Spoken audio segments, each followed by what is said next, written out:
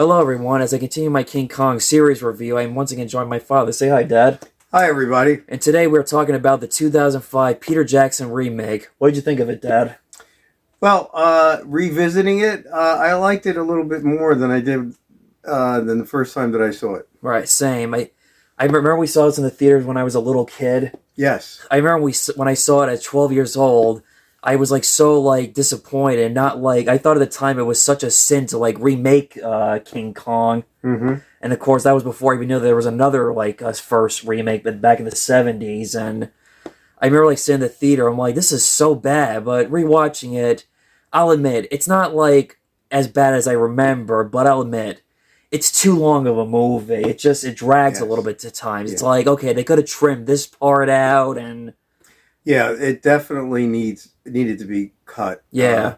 Especially the first hour. Yeah. Which really starts to get pretty boring. Oh yeah, they could have cut the part when what's his name, that kid Jimmy, who puts a mustache on the actors. It's yeah, you could have cut that out. It has no effect on the story whatsoever. Mm-hmm. Yeah. Yeah, I guess that's just part of Peter Jackson's quirky filmmaking. Yeah. That first hour definitely needed to be trimmed. Oh, it could have been trimmed to a half hour. Right. What'd you think of the performances of this film? I mean, Jack Black, I don't think he's a bad Carl Denham. It's just that he doesn't strike me as the kind of actor playing that character. No, I do like Jack Black. So do I. And but I think he was kind of miscast. Yeah, same. And Naomi Watts was really good. She was okay, but very good. No Anne Darrow and Adrian Brody. I have respect for him, but I find him so bland in this movie. Yeah, it's kind of an atypical part for him to play. Yeah, as the leading man. Yeah,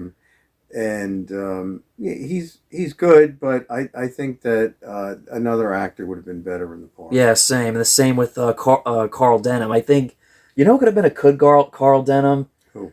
Josh Brolin. Yeah. Yeah, he's got more of the greedy businessman than Jack Black. Mm-hmm. Because as I was watching this movie, I'm thinking of Shallow Hal, School of Rock. I think about all of his comedy films. Jack Black. Right. Yeah. And I don't like the way he delivered the final line. Yeah, same. I'm no. It was just it just didn't have enough. I don't know, sincerity or. No one beats Robert Armstrong's famous line. Right. We're millionaires, boys. I'll share it all with you. Yeah, and I don't know. He just didn't seem right for the part. No, he didn't. No. I mean, some of the visuals are pretty nice. I guess that nice 30s. Yeah, it was a fantastic reconstruction. Of New York City. Right, the Great Depression. Yeah. It really was, and that was very, very impressive. It was. And also, I remember as a kid, watching the movie, I didn't like the part, where, Anne Darrow, takes a liking to Khan, whereas I like in the original that she was afraid of Khan. But now that I'm older, rewatched, I'm okay, maybe now I kind of gravitate toward a little bit more. Mm-hmm. Rewatching, I've sort of made a little bit peace with this. Let's just say, this is Oscar-worthy compared to the last King Kong film I watched, King Kong Lives. Yes. Yeah. Well, I thought the CGI was excellent. Okay, it was okay. Yeah, and I think Andy Serkis as King Kong did a fantastic job. He did. Because he was able to mimic the walk and the movements of an ape, which was totally different than what Rick Baker did in the other King Kong movie. Right. Well, let's just say in the last Kong film that I watched, the costume design didn't look as good compared to this because the costume in King Kong Lives looked like something out of a Halloween costume that you would have bought at a Halloween store for the Halloween season. Mm-hmm. Also, I thought it was weird when Anne Darrow was doing a dance sequence for Kong. I'm like, what the heck is this? Yeah, I don't think that really fit. I know there are people that really like that. I didn't. And among them, Roger Ebert liked that segment because it was sort of it indicated there was a special bond between Anne Darrow and Kong. Right. Which there was. There was. And Anne Darrow is definitely more sympathetic towards Kong. She is. Than she Fay is. Wray was in the original movie. Which I kind of, like I said, I like that a little bit. It just shows how, like, she sees that he's not as, like, bad as, like, she thought he was when she first saw him when she was being sacrificed by the village. Right. Yeah. If you remember, like, remember the part when they were in the island and they find that little girl and he offers her a chocolate and... Yes. I remember at 12 years old, that scene, like, freaked me out, especially, like, the old village lady. Yeah, it was pretty scary. Oh, yeah, a lot more scary than the 30s. God, I think that's another reason why I didn't gravitate toward it, because as a kid, I used to be so scared of everything as a kid. That's why I was never afraid of 30s horror sci-fi films. They weren't as, like, gore, they weren't as, like, horrific, like what films I remember watching as a kid for horror movies. Yeah, an interesting note is that during the dinosaur scene, the chase that occurs between or among the humans and the what at that time were known as the Brontosaurus dinosaurs. Right.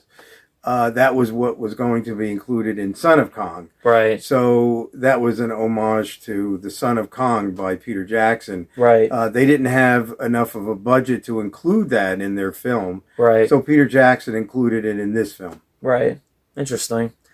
In a way, I guess he was paying tribute to Son of Kong. Also, with you bringing that up, he originally wanted to do a sequel to this, to sort of a remake to Son of Kong, but what happened was he was committed to other films. He did The Lovely Bones after that. Then he did the Hobbit trilogy. And also there was sort of like some sort of like rights issues with Kong. And for what I've like read about the rights issues of Kong, it's a mess. Like originally RKO had the rights, but then they went out of business. Then Paramount bought it, and Universal, and yeah, they don't. I guess at this point, I don't know if there really is an answer who really owns Kong at this point in time.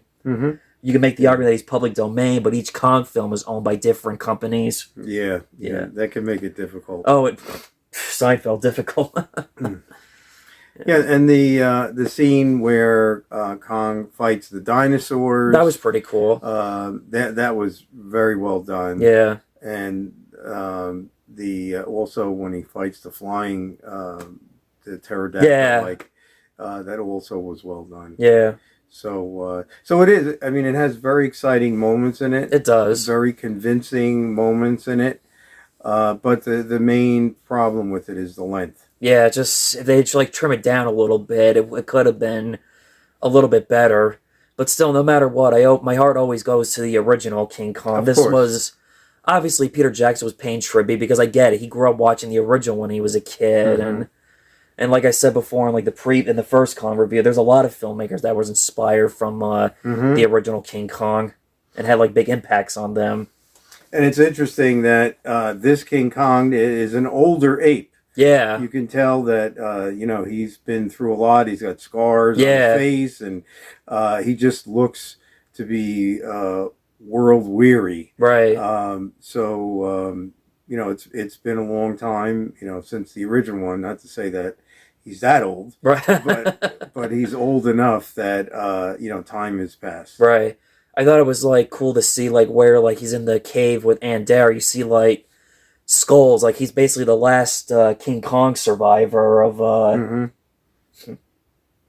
Which is interesting. It just shows he's the last of his kind. He's right. And he feels like he has like no connection to the outside world because of how none of his species are alive. Yeah, which I thought that was interesting.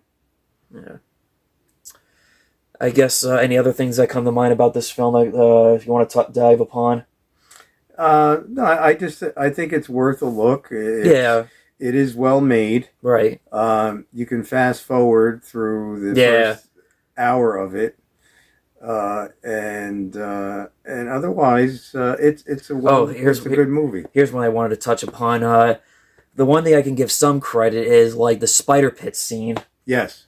It's like, okay, because this is a remake, he added in the original, that scene is lost, or who really knows if that scene is either lost or could still be around somewhere, like hidden somewhere, and hopefully it'd be interesting if they found the original spider pit scene from the original King Kong to restore for like film history. Right, but it's also good that Peter Jackson actually reshot True. according True. to the script. Right. And that's a very interesting special feature. I Right. found it to be really interesting. Yeah, yeah. And also, like, in that spider pit scene, I felt bad for Andy Serkis when he was, like, getting eaten by those slugs. Yes. Yeah, let me tell you, I am not a bug person. If it was me in that scene, I'd be like freaking, I'd be like running away like a scaredy cat from big giant bugs. Yeah. Yeah, I don't know who's more scary, Kong or the bugs. Pick your poison. I think I'd rather be grabbed by King Kong than eaten by bugs. Yeah, that's my poison I picked. And also the character of that young kid Jimmy and the guy who liked Hayes. Yes. In some ways, he looked at Hayes at like a father brother type of figure. Right. Mm-hmm. Yeah, I thought there was they were interesting characters, but I could have been like more to them. Yeah. They well, it's you're limited into as far as how much you can go into those different characters. True. Especially like when then the movie would have been even longer. Yeah, yeah, true. Or either that, if this is a remake, just make it about Hayes and two best buddies. Right. Yeah, I guess that just about sums up everything we've covered. Alright, that was our review of Peter Jackson's King Kong. Like the video, subscribe, the notification bell, and stay tuned for Kong Skull Island from 2017. Say bye, Dad. Take care now.